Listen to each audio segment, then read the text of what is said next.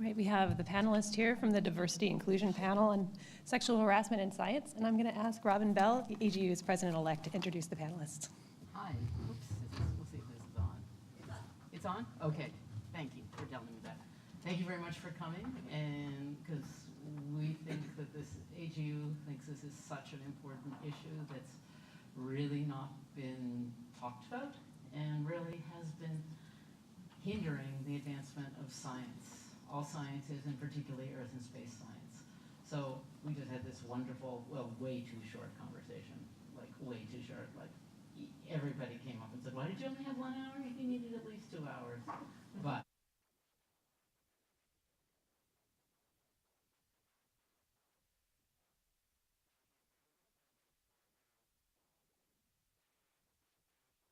who shepherded the report through.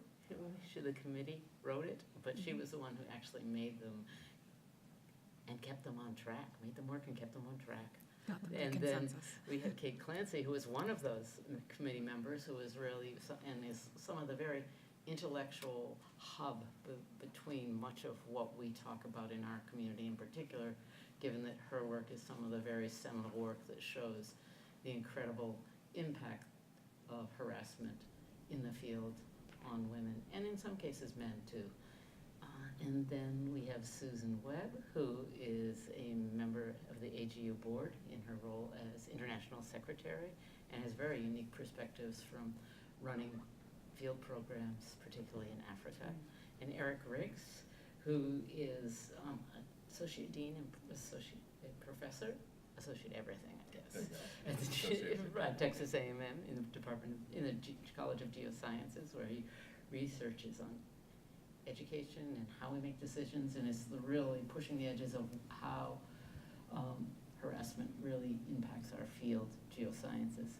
And then Rhonda Davis from the National Science Foundation, with the Offices of Diversity and Inclusion, who's really taking the, as I like to say, this is the report that lets us know what's really happening. This is the science that really is behind the report. We have the international perspectives. We had the congressional perspectives, what's going on in field camps, and then what are we going to do about the money? So I'll open it up to questions for anybody from the panel, for the panel. Do we have any questions from reporters in the audience? Give you a few minutes to think about that.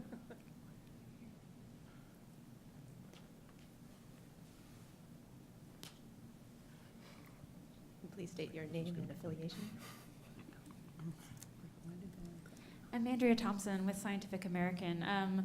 I don't know if anyone else was in the talk before. I wasn't, but could you, I guess, talk about some of the takeaways you came with from your talk previous to this for those of us who weren't there? You want to start, Frazier? What's the major takeaway? Sure. So the National Academies report is a 300-page document, covers roughly the prevalence of sexual harassment in academic fields of science, engineering, and medicine, the impact it has on women in those fields, and then makes recommendations about what we can do to address it in academic institutions. It found sexual harassment is common in these fields. It found that it laid out definitions of 3 types of sexually harassing behavior, most notably that gender harassment, one of those 3 types, is the most pervasive form of sexual harassment, and that addressing it can prevent the other 2 forms of sexual harassment. It also found that gender harassment can be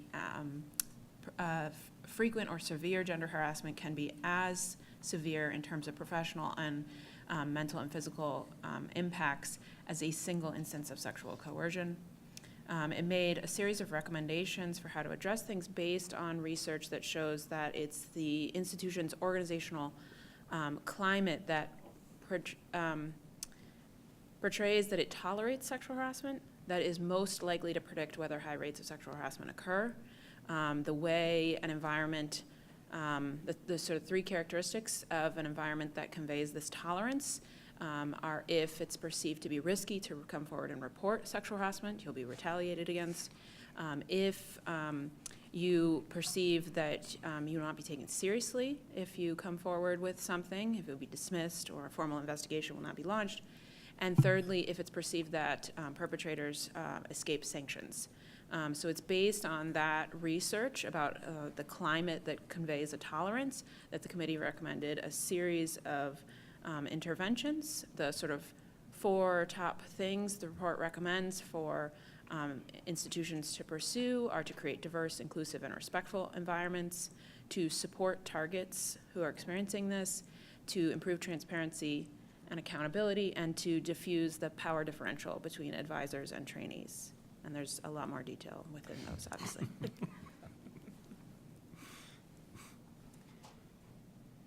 Anybody else want to sort of give a little bit of a summary of what?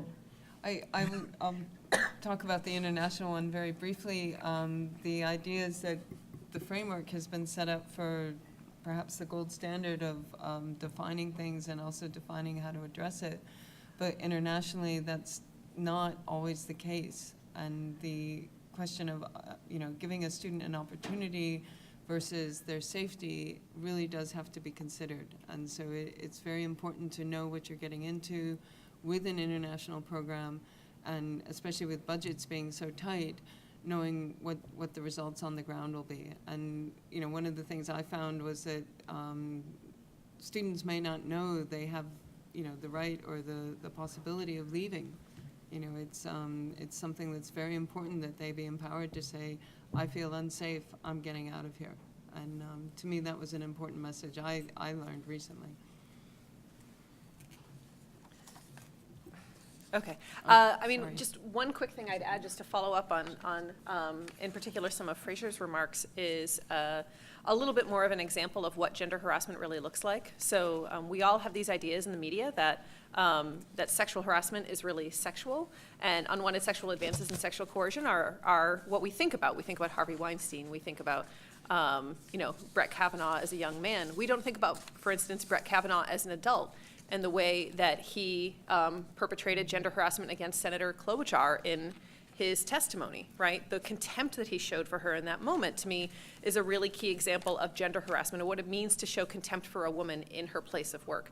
And so in the sciences, that looks like a lot of different things. It looks like physical intimidation, which has happened to me a number of times. It's one of the reasons that when I give talks on sexual harassment, I tend to wear heels. It's because it makes it harder for them to physically intimidate me. There's motherhood harassment, which is a subset of it. So ways in which in particular, birthing moms, but lots of different types of parents, in particular birthing moms, are made to feel like they're less competent as scientists because it doesn't match the science stereotype we hold of a person who does nothing but their science. There are ways in which we have stories of people who've had their research sabotaged. We have stories of people who, because of implicit bias, or said that they don't fit what a scientist should look like, and so they don't get that job offer. And so I think really starting to open up that definition and understand that there are many, many pervasive everyday behaviors that constitute gender harassment, and not only constitute gender harassment, but weaken the scientific workforce and weaken our ability to get good science done. Because these folks end up not being able to bring their whole selves to their work. They end up feeling, in one of our samples of astronomy and planetary scientists, 40% of the women of color in our sample said that they felt unsafe at work. And just think about what that means when 40% of women of color at your workplace don't feel safe coming to work, right? So there are some really serious ways in which we're compromising our ability to do innovative, interesting, exciting science. And then, of course, there's a whole moral argument that, maybe we just shouldn't have non-inclusive atmospheres in our places of work. And so, again, if we can just sort of broaden that perspective, recognize these things that we don't always have a name for are real, they are sexual harassment, and they are wrong, they will allow us to transform the way that we think about solutions. So were you guys surprised when the Congresswoman asked how many people have been sexually harassed? How many hands went up in the room? No, sadly not. Just curious. Eric? Sure. So my role in this was I presented some research that my colleagues and I are working on that basically says yes and to everything that Frazier and Kate just laid out. In the sense of we looked at geology field choice for undergraduate students, both men and women, and looked at the various factors that lead to people making decisions to come into geology in particular. We focused narrowly on geology and found a number of all of the examples of everything that's just been said, so I don't need to rehash that, unfortunately, but also to go by way of saying that this community is not immune from all of these same forces, and we're trying to add some data to document that, as well as understanding the mechanisms by which gender harassment influences career choice. There's models in social cognitive career theory, comes out of social science. That's a very useful model. I have educational psychologist colleagues and social scientists and sociologists working on this team.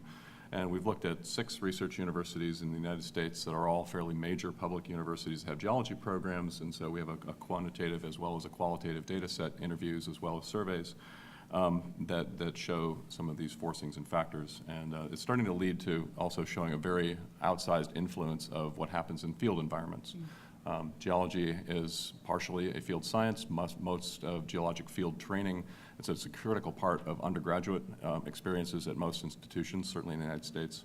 And it's one of those experiences that's called transformative, and that has quotes around it. It's a formative title, a transformative experience. In the educational psychology literature, that's an experience that fundamentally causes, through learning, causes someone to think very differently about their career path or the field that they're in. And this is one of those formative experiences, transformative experiences for geology majors. And other literature from other fields shows that when that goes well, it goes really well, and it tends to propel people into that field. When it goes poorly, it tends to have exactly the opposite effect, very much outsized for the length of duration of the experience, but certainly in proportion to the importance of the experience. And so that's led us to start looking at the structure of field environments, and so there's just work ongoing that I was able to detail a bit. It's in progress. So. As Robin said, to follow the money. So we at the National Science Foundation was a major funder of the report and very proud of it. And we have accepted all those recommendations, and we have initiatives that we're putting in place to actually go forward with making sure those recommendations that we adhere to them, each and every one of them. NSF funds approximately 27% of all basic research in the United States. That is approximately $8 billion, and that is with a B, not an M. And so we could no longer stand by and hear that the PIs and co-PIs that we were funding were involved in harassment in any form, sexual harassment and other forms of harassment. We adapted the National Academies of Sciences report on, their definition on harassment. We expanded our definition beyond sexual harassment to include other forms of harassment and sexual assault. What we expect to happen as of October 22nd of this year, if an awardee that we fund, a co-PI or principal PI, has been found to have sexually harassed or some other form of harassment they have violated of the institution's code of conduct, we expect to be notified. If a PI or co-PI's some administrative action is taking place or activity, even prior to a finding, we expect to be notified of that. We took this here from a safety perspective. This complements Title IX. This is not adjusting our Title IX program. We're still adhering and administering and implementing the Title IX program fully. This is totally separate from that. And so what we will do, we will consider several factors once we get this information from the awardee community regarding a PI. We first want to know about the safety and security of the personnel on the NSF-funded award. We want to know the overall impact to the NSF-funded activity. We want to know about the continued advancement of the taxpayer-funded investments in science and the scientists too, and whether the awardee is taking the appropriate action to ensure the continuity of science and the continued progress on the funded project can be made.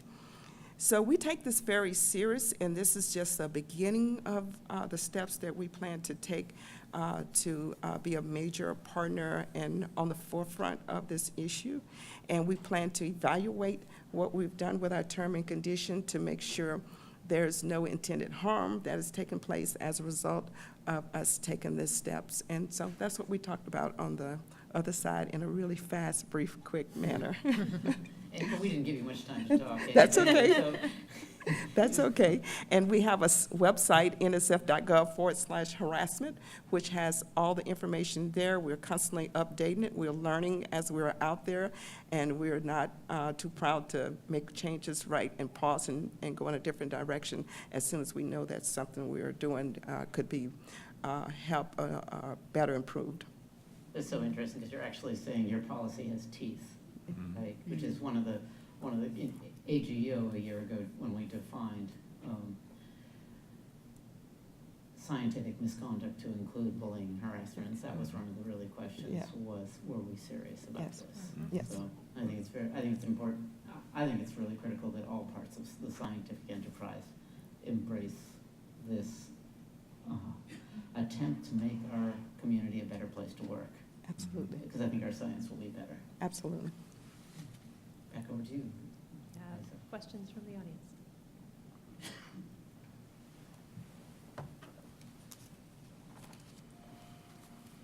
Thank you. I'm Ben Garino with the Washington Post. Representative Spear said she plans to introduce a bill in 2019 to address federal funding and sexual harassment.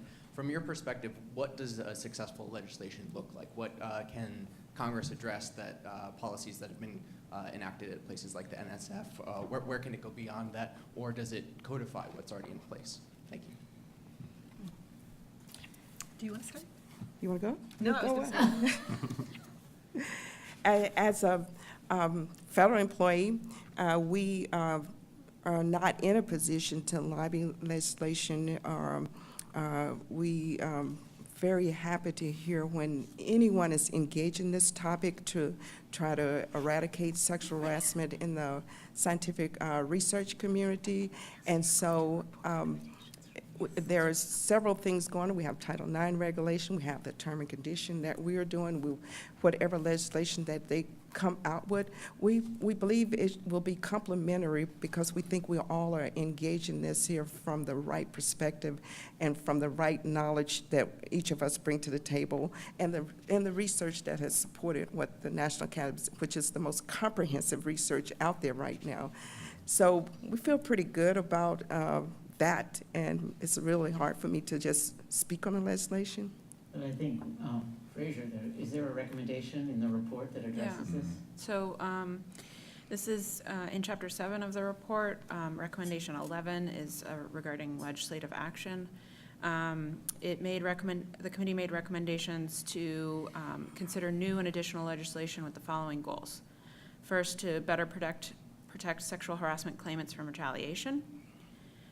Prohibiting confidentiality in settlement agreements that currently enable harassers to move to another institution and conceal past adjudications.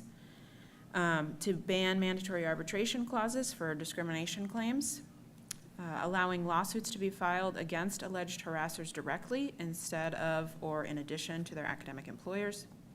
Requiring institutions receiving federal funds to publicly disclose results from campus climate surveys and or the number of sexual harassment reports made to the campuses, and to request the National Science Foundation and the National Institutes of Health to devote research funds to doing a follow-up analysis on the topic of sexual harassment in science, engineering, and medicine in 3 to 5 years to determine whether research has shown that the prevalence of sexual harassment has decreased, whether progress has been made on implementing these recommendations, and where to focus future efforts. The committee also made recommendations for areas of research that need to be funded, so that would be legislative action could be done to devote funds in that area.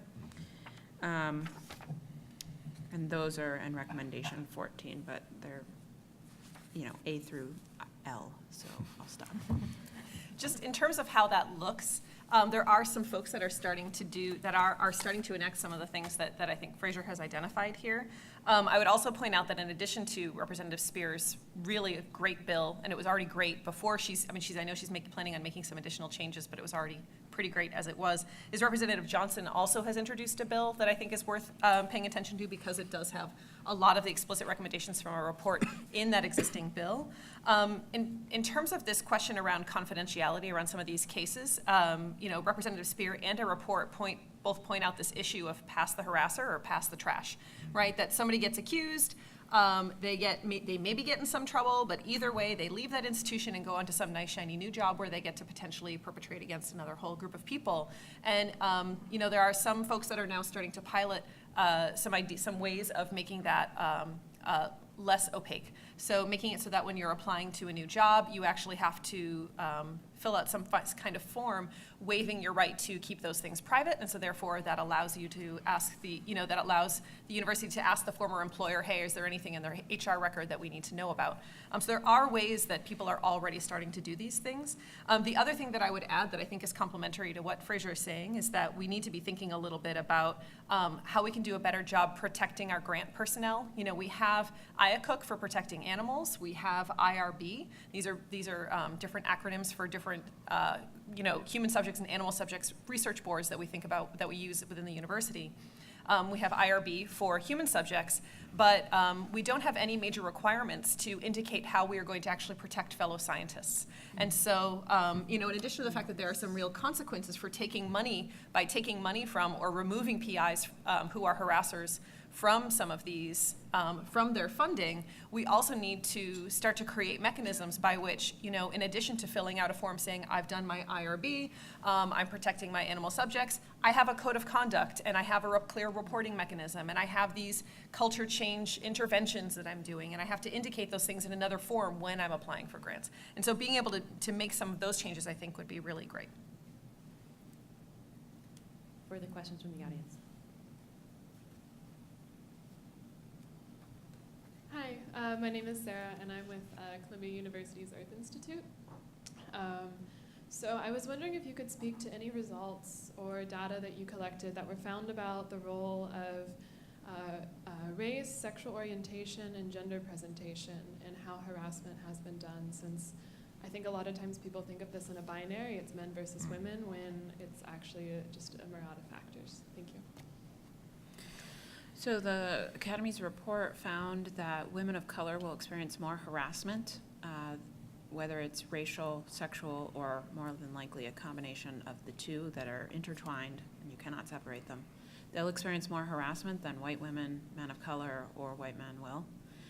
It also found that sexual and gender minorities will experience more sexual harassment than their straight white folk will. I will also add, though, that the report calls for a vast need for research on these communities. There was not a lot of information that the committee could rely on to make recommendations about how to protect these populations from sexual harassment. Most of what we could find out is that it happens and that they experience worse impacts from it. And one thing I'll add is that, while this is something that can happen to anyone, and there are ways in which certain people are targeted more than others because of their identities, the majority of perpetration is by men. And so I think that again requires us to take a hard look at science culture. American workplace culture more broadly, but science culture and the kind of masculinity contests we've allowed to persist in the way that we do our science. Because I think really thinking about one of the things I talked about earlier today was whole barrels versus bad apples. And if we're going to address this whole barrel problem of the ways in which gender, not just gender presentation, gender identity, gender expression, gender roles, how these things all influence things like harassment, I think that's, again, going to make us take a harder look at issues of male domination in science. Hi, I'm Victoria Gill from BBC News. I just wanted to ask if there was either the impetus for the report or a conclusion from the report that science has a particular problem comparatively with sort of other fields, and if any particular branch of science has a particular problem. Thanks. So the National Academies report was focused on academic environments first, and then specifically the fields of science, engineering, and medicine. What data we could get to compare fields or industries, if you will, we were able to rely on a very rigorous meta-analysis that compared military, academia, government, and industry. And in that ranking, the meta-analysis revealed that military had the highest prevalence, followed by academia. The academic environment is ripe for sexual harassment. It has high rates. Within the science, engineering, and medical fields, or the fields within academia, the report was able to get to have an analysis done of sexual harassment experiences for students, both undergraduate and graduate students, at a couple of university systems.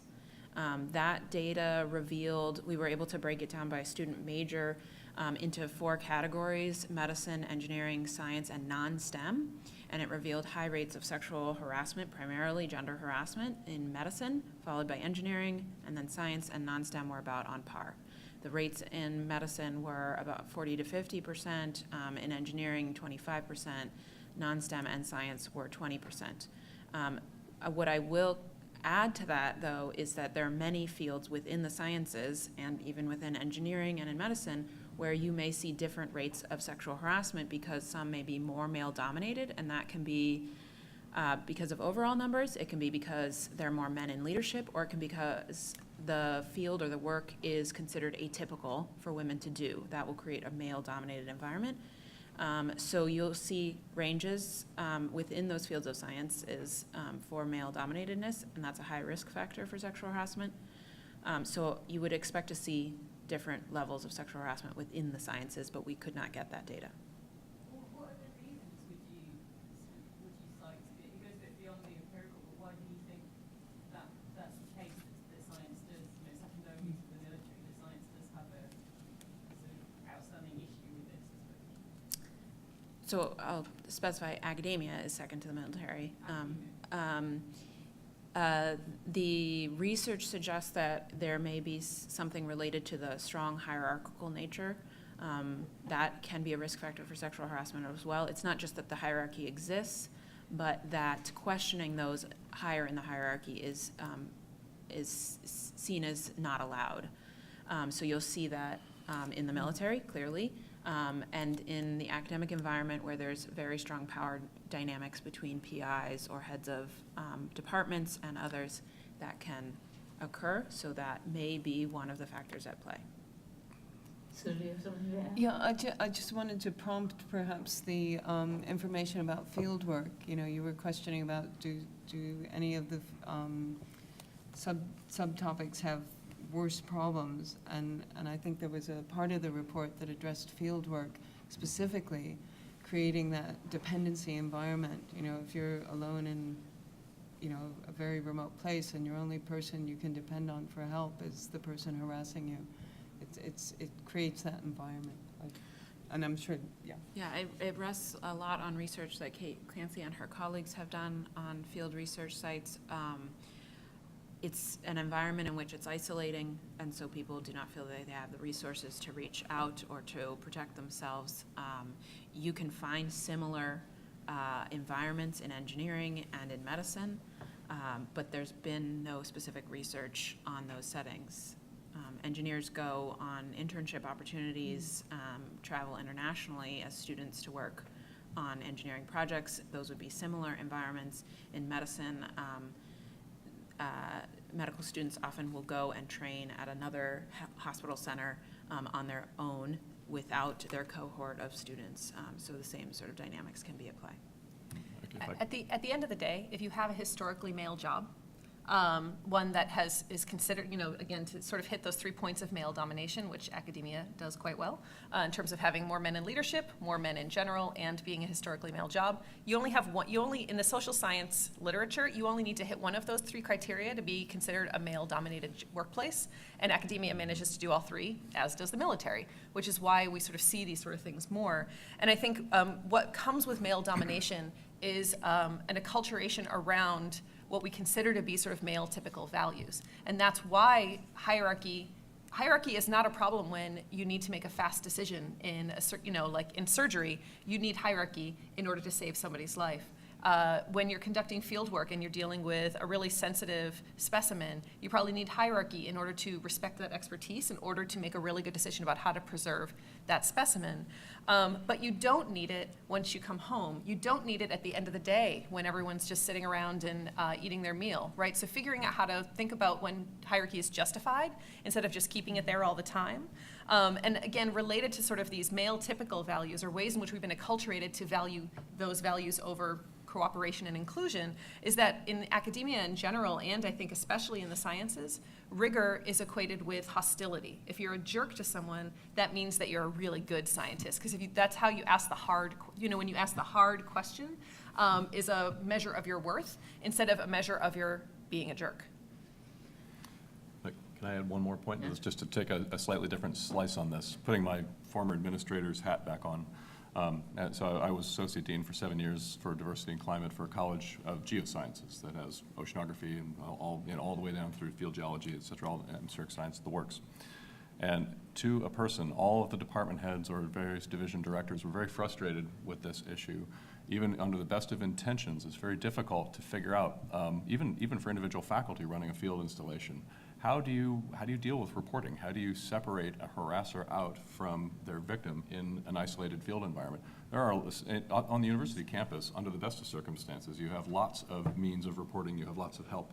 You have all the administrative infrastructure around you to deal with the problem as effectively as you can, but often in very isolated environments, shipboard for oceanographers, et cetera, what do you do? And so this is something that the oceanography community, I think, has grappled with significantly.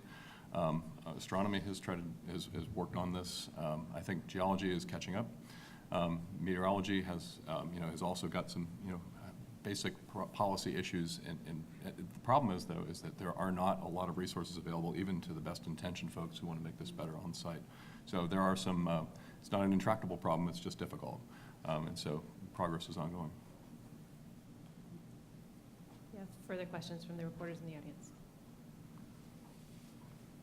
Questions from the chat? Questions?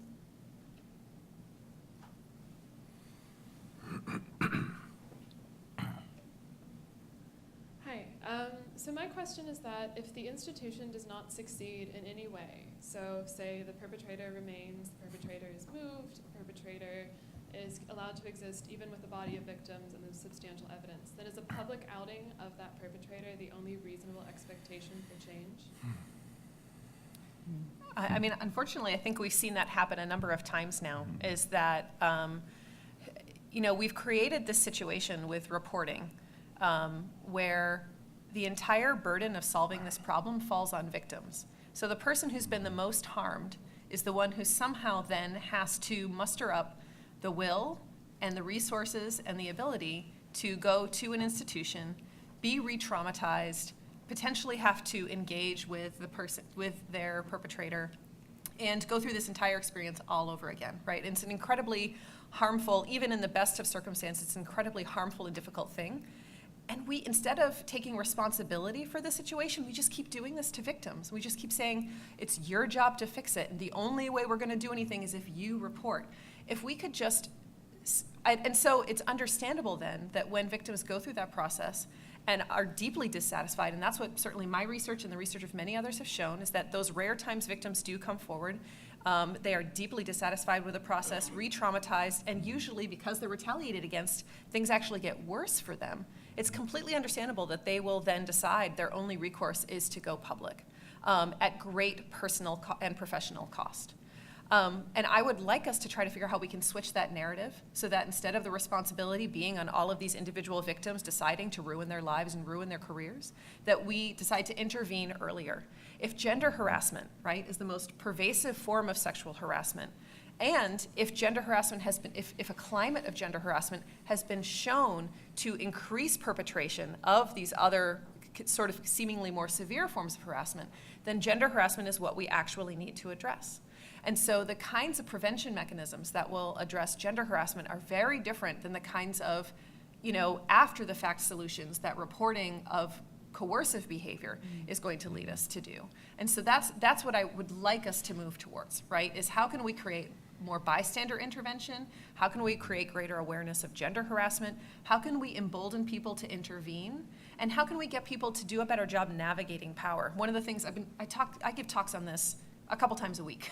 And I talk to a lot of administrators and a lot of faculty. And I'm really struck by the fact that when I talk to faculty, they say, we have no power. The administrators, they've got all the power here. And then I talk to administrators and they say, we have no power here. The faculty, they have all the power. And I'm just tired of everybody saying it's somebody else's job to fix this.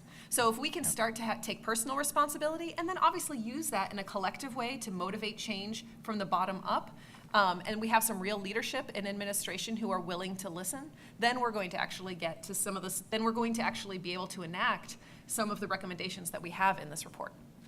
I mean, doesn't this actually sort of point to a fundamental shift in how we do science? In that instead of, and that we have to stop thinking about the strong hierarchy, the one-on-one, that is in the academy report, but also thinking about, should we be spending more time talking about not how to just stop harassment, but how to do science better, and how to make a culture that everybody wants to join, so that we actually start talking about ethics sooner, right? We never talk about ethics except maybe who should be an author, and by the time you're at who should be an author, the culture's already set. I think that's where I think we should be going. I think there's been some good starts in that direction. I mean, the AGI, the Federation of Earth Science Professional Societies, has a statement on ethics, but they have no enforcement mechanism because it's a federation, right? So it ultimately is up to every single professional society to enforce those ethics. And something like the American Institute of Professional Geologists has ethics with teeth. But don't we actually want to be, I always say, well, don't we want to not just be making the students who are the smartest in terms of whatever it is, paleoceanography, but we also want to be making the most ethical students. Oh, yeah. That we want to start at that level. Yeah. We don't want, some of it is that we actually have to figure out how it is we articulate what's the best way to do, best ethical, equitable way to do science. Yeah, I think those, you start to, I mean, NSF actually has pushed some of this with, there have been awards for ethics education in science, and so there are small inroads that you see. My own home department has a component of a course, a required course devoted to that, but I think it's not widespread enough. I think you're absolutely right. I think it needs to permeate more broadly across all of our fields. So I'll just add that I think what you're reflecting is the practice at many institutions to just do what the law requires, to have a very compliance-based approach. The committee noted this in their report and recommended that institutions move beyond legal compliance to addressing the culture and the climate, to treat Title IX and Title VII as the floor, and to go above and beyond that. And that means doing things like Kate was talking about, starting to address gender harassment before it necessarily raises to the level of being an illegal, obvious form of sexual harassment, trying to address it, intervene, correct the behavior with a range of disciplinary consequences that is fitting with the behavior that's being perpetrated. If I can just say, one of the things that will help us change the culture is that we need to stop taking so many shortcuts with how we assess good science. So when we decide that, and there's unfortunately a lot of research to confirm, to support this. Aparna Joshi has done some amazing work on competence, where people will assume that the most competent person in the room, in a science context, is the white man, right? Even though the person who might be best at whatever that particular problem is somebody else in the room. So some of these implicit biases are actually making it, are impoverishing our science. So when we take these shortcuts that the whitest person, or the malest person in the room, or the person who's the most senior, or the person that you already know is already in your network, is the person who's going to do the best science. I mean, I've been on grant panels. I've seen the kinds of things that happen where it's like, oh, well, that person, I trust, even though this grant's a mess, I trust they're going to do it because they've gotten grants in the past and they've done it. So we should just give them a pass and give them this money, right? So ways in which we just allow our biases to influence who actually has career success is part of what leads to the kinds of hostilities that undergird things like gender harassment. Hi, Rich Monastorsky with Nature. I was wondering if you have any data or studies on how the U.S. stands in comparison to other countries on this issue, and whether there are any countries that stand out in a positive way for dealing with this? The National Academies report was limited in its scope to the U.S., so we were not able to look beyond that. I'm not aware of any studies that compare them, in part because the legal definitions of sexual harassment will vary across countries. Social science researchers, the researchers who study this, will see them as the same three behaviors that we describe in the report, but I don't know of any.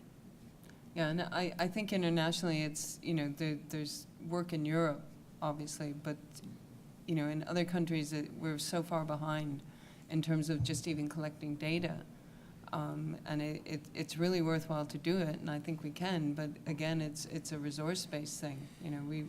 I look at the recommendations and I'm like, there's this long litany of data to collect, and I don't even have the resources to begin to do any of that.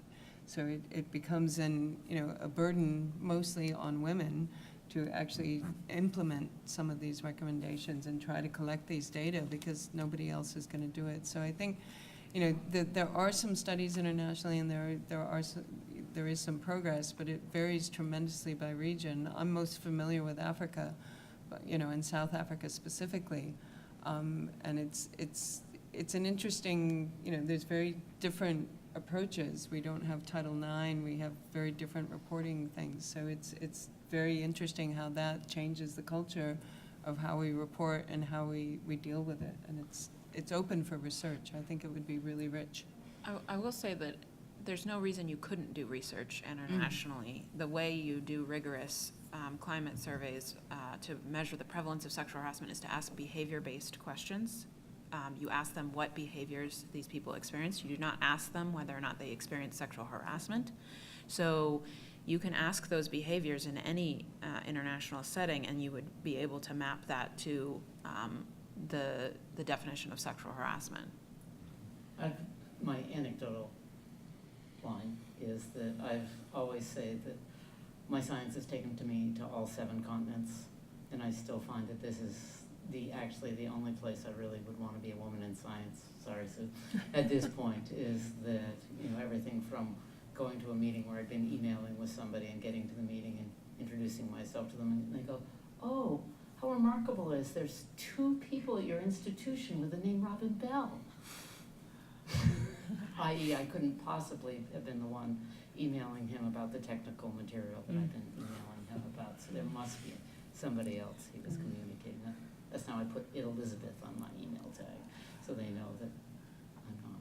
Anyway, that's my anecdote, is that I think that we're as far behind the curve as it seems like we are. I still feel like we're a little bit ahead of the curve and that we're talking about it. Yeah. And I think, the other, certainly our institution has been taking it very seriously. I mean, we've fired a number of tenured professors because of harassment issues. And it's fascinating to be involved in a culture that is changing dramatically.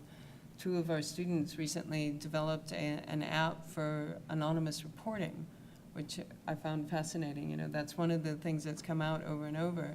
And 2 of the engineering students felt it was so important, they actually developed an app that women could report on anonymously. So it's, the ideas are coming through and changing and going out again. And I think it's worth watching what goes on internationally too, to see what can come back also. My name's Alex, and I'm from Physics Today. My question is, in the report, were there any discussions about having a conversation with journal publishers and having kind of that be another sort of way to maybe ease some of the burden off of the victims and require a PI to say in the article that this work was actually conducted in a way that actually minimized or did not include sexual harassment? I do think journals bear some responsibility, but I actually, to my mind, the bigger thing would be journals reconsidering the way in which they contribute to a problematic science culture that incentivizes the wrong things. I think the ways in which impact factor and H-index and a lot of these things have created this arms race where now in some disciplines you can't even be long-listed for a tenure-track job unless you have a Nature Science or Cell paper. That is not how the best science is done. I mean, all of the water cooler conversations we have about science is not that the best papers are necessarily ending up in those journals, and yet that we're abdicating responsibility in our hiring committees to these journals to tell us who the best scientists are. That just seems fundamentally backwards. So I would rather see journals and the professional societies that sometimes house them start to ask some harder questions about whether they want to continue to create a certain type of elitism in the way that their journals operate. Though I also think certainly journals also have a role to play because, as someone who does a lot of human subjects research, I am required to say if my work is IRB approved or not, so has received human subjects approval, and certainly being able to say, we have, being able to say our grant personnel were operated under X type of code of conduct would at least be a policy-based change in the right direction. But again, I think policy only works if you're also willing to take a hard look at the incentive structures that might have supported the people who are currently in power being in the power that they're in. Is there any last questions from the chat? Well, I'd like to thank the panel. That will close our session today.